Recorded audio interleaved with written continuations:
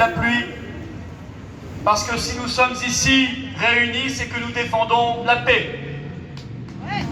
Nous sommes ici car nous avons compris, vous avez compris, où ils veulent nous emmener.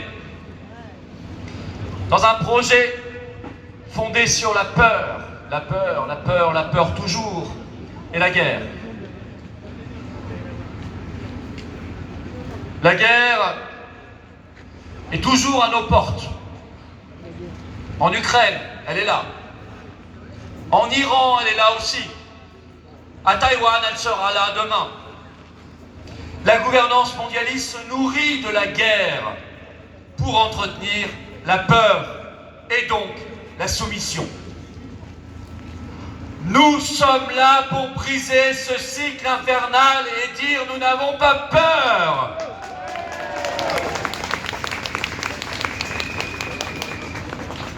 Macron l'a clairement exprimé, ce projet de peur et de guerre, l'autre jour à la Sorbonne, dans son interminable discours technocratique, plus de 2 heures, que,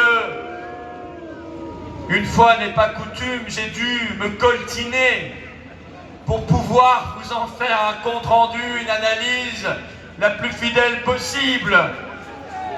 C'est peut-être la chose la plus héroïque que j'ai fait jusqu'ici. 2 heures de Macron, l'horreur, l'enfer, mais on y a appris certaines choses. Il veut donc un grand saut fédéraliste, transformer, selon les mots de Mario Draghi, l'Union européenne en un État. Et s'il y a un État européen, il n'y a plus de France. Et il nous a dit, vous comprenez, il faut la défense européenne, il faut l'armée européenne, car il y a la Russie et l'Iran, les grands méchants loups.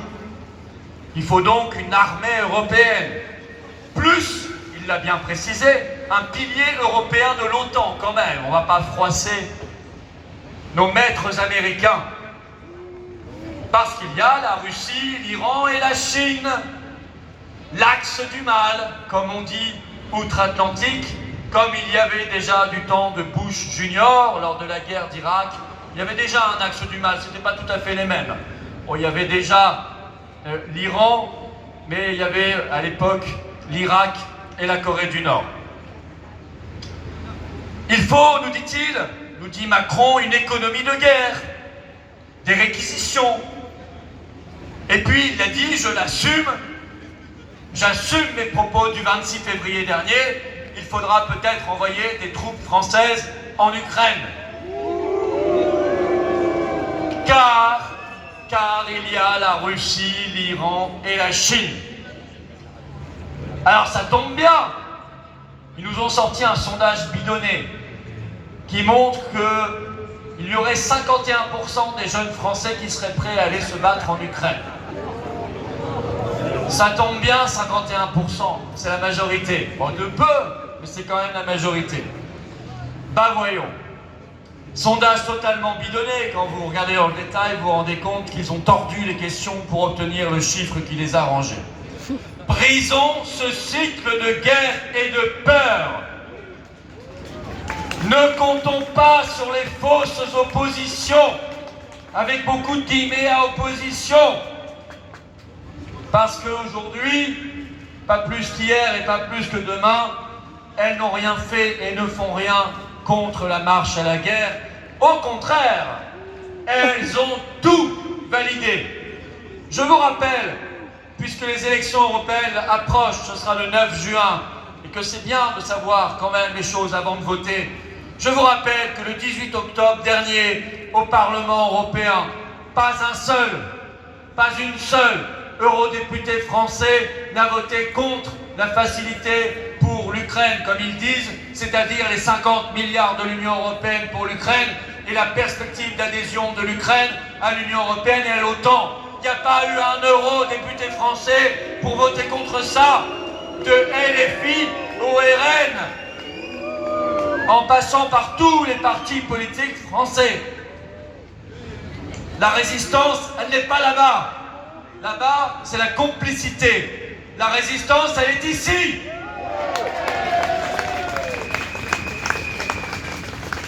Il y a quelques semaines, pareil, les pseudo-oppositions ont laissé passer l'accord militaire entre la France et l'Ukraine. Vous savez, celui que Zelensky et Macron ont signé hilar à l'Élysée, un soir de février dernier.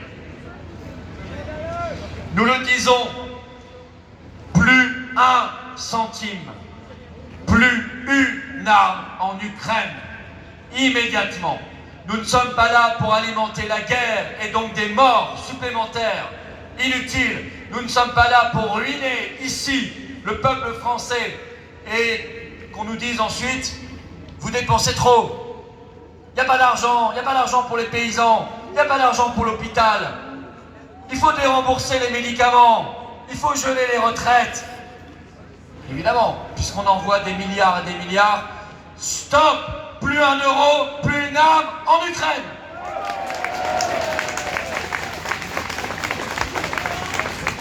Il faut évidemment en même temps dénoncer cet accord militaire, celui dont je vous parlais entre la France et l'Ukraine, immédiatement. Arrêtons d'alimenter par ailleurs, au-delà de la guerre, arrêtons d'alimenter la corruption et la fraude, car l'Ukraine est l'un des pays les plus corrompus du monde. L'argent est détourné. Encore hier, un nouveau ministre ukrainien en charge de l'agriculture a été pris la main dans le pot de confiture et il a démissionné pour corruption. C'est le même ministre qui nous envoie des millions de poulets ukrainiens qui font concurrence déloyale à nos propres paysans français. Nous devons nous battre pour la sortie de l'OTAN. La France n'a rien à faire dans l'OTAN et l'OTAN n'a rien à faire à la surface du monde. Cette structure doit disparaître.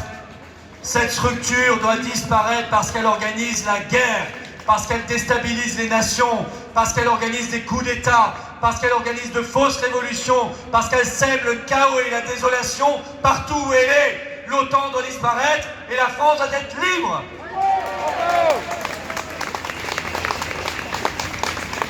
D'ailleurs, quelle honte! Pour la première fois de son histoire, ils ont osé placer notre porte-avions, le Charles de Gaulle, sous pavillon et sous commandement de l'OTAN.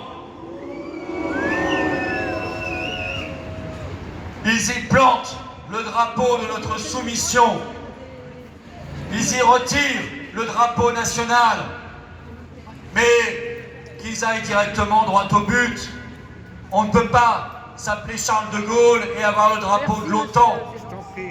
Qu'ils le renomment à ce moment-là Philippe Pétain, et ça ira plus vite, ça montrera leur soumission et leur collaboration.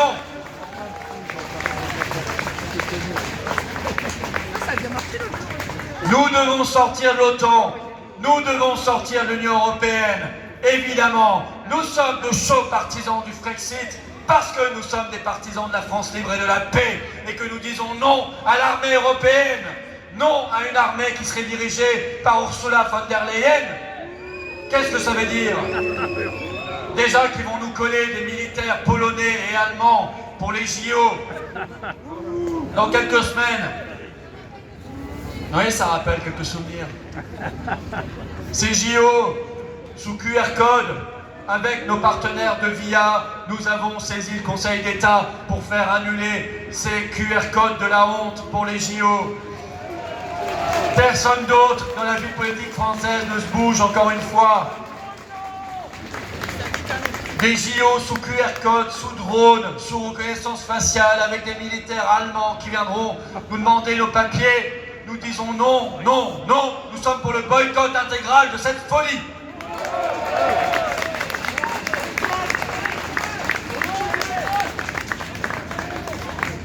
Notre liste aux européennes, notre belle liste pour le Frexit, la liberté et la paix, la liste des souverainistes et des résistants, la liste de rassemblement et de coalition est la liste anti-peur. Elle est la liste anti-oligarchique. Elle est donc la liste anti-guerre. La liste pour sortir de l'Union européenne et de l'OTAN. Parce que l'Europe, ça suffit. parce que Macron, ça suffit, parce que l'OTAN, ça suffit, parce qu'Ursula von der Leyen, ça suffit, et parce que BlackRock, ça suffit.